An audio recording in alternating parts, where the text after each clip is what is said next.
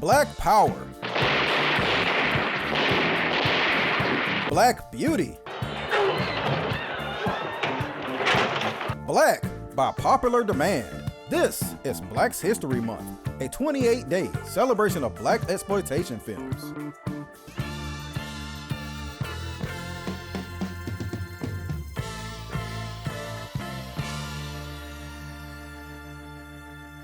Boss Nigger. Isn't that the most marketable name you've ever heard? With a name like that, you could release it anywhere. What's the worst that can happen? Believe it or not, it's actually the third in a string of movies starring Fred Williamson and D'Urville Martin with a name like that. With the first being The Legend of Nigger Charlie, and its sequel, The Soul of Nigger Charlie. As a side note, I got a little chuckle out of reading historical notes from non-black people trying to talk about this movie but dance around the title. I bet they got down on their knees thanking the movie gods that in more modern times, the name is shortened to just simply Boss. You know, I'm black, if you haven't noticed by now, so I thought about saying to hell with it and continue calling it by its real title, but I figured I poked the bear enough, and I don't want to offend YouTube or anybody else for that matter, so from here on out, I'll just call it Boss Negro. Like I said previously, Boss Negro is the third movie to star Williamson and Martin, but it's not a sequel to the previous two movies. All three movies are westerns, but Boss Negro is more like a spiritual successor, since the characters go by different names this time. Speaking of which, I thought about talking about the two previous movies, but the quality of those movies were so awful that there was just nothing I can do about it. But Boss Negro was released on Blu-ray, so I figured since it's basically unrelated, I'll talk about this instead. In Boss Negro, Williamson plays Boss Negro, and Martin plays Amos. Just plain old Amos. Damn, he got the short end of that gun. Both of them are bounty hunters, just doing bounty hunter things, constantly on the hunt for their next payday when they come across a Hispanic family being assaulted by a gang. They manage to save one woman, and when they search the gang for money, they discover that one of them was on their way to be sheriff of a nearby town. Well, that's weird. And clearly they think so too. So they stroll into the town and discover that a gang of men, led by a guy named Jed Clayton, stroll into the town about once a month to take whatever they want, and as long as the town produces, they get to live.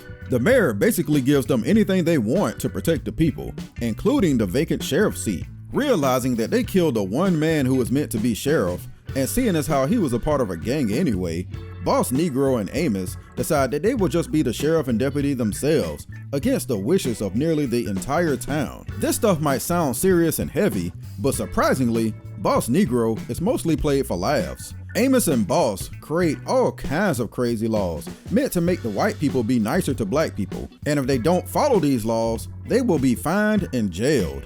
It comes across as really, really goofy, and Amos is having way too much fun being a deputy. Good day, sir. Ma'am. I say good day, sir. Oh, what are you doing, Ma'am, he has broken one of our laws, number 7, insulting an officer of the law. Now that's $5 or 1 day in jail. Ridiculous nonsense. Take your filthy black hands off me, nigger! I tacked up one of our posters in front of his bank.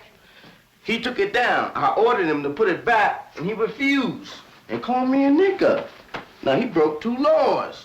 I told him that would be $30 or 4 days in jail. He wouldn't pay up, so there he is. A nigger, huh? Honestly, while watching it, I had to keep asking myself, are these guys supposed to be the heroes or the villains? Because to be real, the people of the town really aren't that bad. They just aren't used to seeing black people. Then you stroll into town and uproot their way of life. Yeah, you might get a few N-words thrown your way in this time period. Speaking of the N-word, remember years ago when Django Unchained hit theaters? Damn, I feel old just saying that. But remember the controversy about how many times Quentin Tarantino put the N-word in the script? Well, Boss Negro would give Django a run for its money because it's uttered almost every other sentence. I have to believe that Tarantino was at least somewhat influenced by this movie, being the big blaxploitation fan he is. Past all that though, the movie is very good, once it knows what it wants to be. I personally prefer the comedic aspect of it over the more serious stuff. At least with the comedy, you get something different that you don't normally get from westerns or blaxploitation westerns. The serious stuff is all what you come to expect. The murders, the gunfights, the backstabbing, you know, the usual. Watching Amos and Boss Negro force the town people to conform to what they want is hilarious and more entertaining. Even when it wants to try to be serious, it just can't help itself.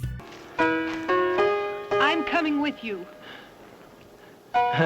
Thanks, school teacher. But a black man's got enough problems without having a white woman follow him around. Even with the movie ending ambiguously, it's a shame we didn't get more Boss Negro. But the movie lives on in all the future black westerns that it helped influence.